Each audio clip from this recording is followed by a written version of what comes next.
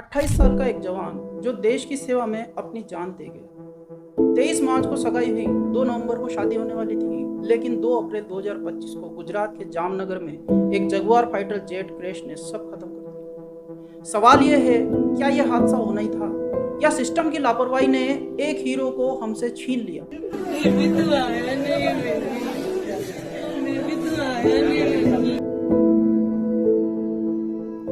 नमस्कार दोस्तों, सिद्धार्थ यादव हरियाणा के रेवाड़ी का लाल 28 साल की उम्र में इंडियन एयरफोर्स का फाइटर पायलट, पढ़ाई में तेज, नेशनल डिफेंस एकेडमी में 2016 में दाखिला लिया और 2020 में फाइटर पायलट बनकर देश की सेवा में जुटे। यानी 5 साल से वो आसमान में देश की शान बढ़ा रहा था। उनके पिता सुशील यादव खुद एयरफोर्स में रह चुके थे। दादा और परदादा भी सेना में थे। घर में माँ सुशीला देवी, छोटी बहन खुशी जो बीटेक कर रही है, और वो सपना जो सिद्धार्थ की मंगेतर सोनिया के साथ पूरा होने वाला था। सोनिया दिल्ली की रहने वाली ग्रेजुएट है और सिद्धार्थ से उसकी सगाई 23 मार्च 2025 को हुई। दोनों की जोड़ी देखकर लगता था बस अब खुशियों की उड़ान शुरू होगी, लेकिन किसे पता था कि ये उड़ान कितनी जल्दी थम जाएगी। 2 अप्रैल 2025 की रात जामनगर एयरबेस से सिद्धार्थ अपने को पायलट मनोज कुमार सिंह के साथ जगुआर जेट पर ट्रेनिंग मिशन के लिए निकले। रात 9:30 बजे आसमान में कुछ गड़बड़ हुई, तकनीकी खराबी। ये वो शब्द हैं जो बाद में आईएएफ ने अपने बयान में कहे। जेट कंट्रोल से बाहर होने लगा। अब सुनो सिद्धार्थ की बहादुरी। उसने जेट को आबादी वाले इलाके से दूर ले जाकर खाली मैदान में क्रैश कराया। अपने को पायलट को इजेक्ट करवाया, लेकिन खुद बाहर नहीं निकल पाए।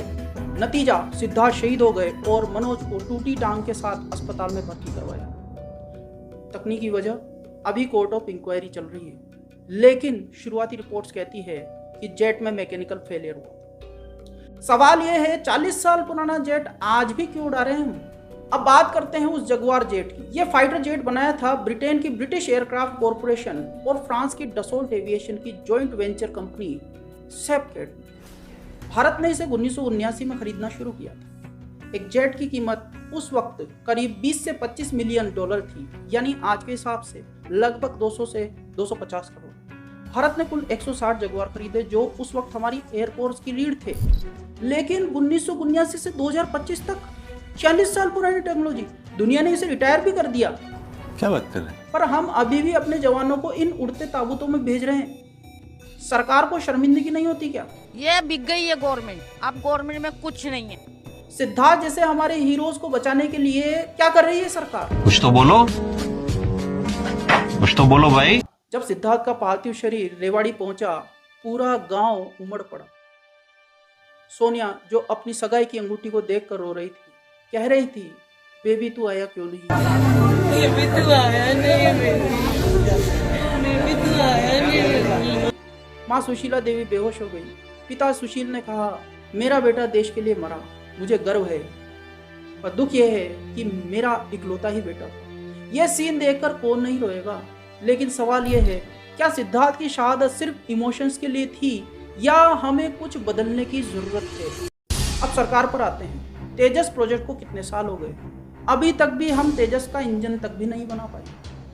वो भी अमेरिकी कंपनी जनरल इलेक्ट्रिक से हमको खरीदना पड़ रहा है। बाकी इक्विपमेंट की बात ही छोड़ दें, विदेशी जेट्स पर निर्भरता खत्म क्यों नहीं हो रही है? सिद्धार्थ जैसे नौजवानों को बचाने के लिए पूर्ण स्वदेशी फाइटर जेट्स हमें चाहिए, और ये तभी होगा जब देश में स्वदेशी मैन्युफैक्चरिंग बढ़ेगी। लेकिन मैन्युफैक्चरिंग बढ़ेगी कैसे?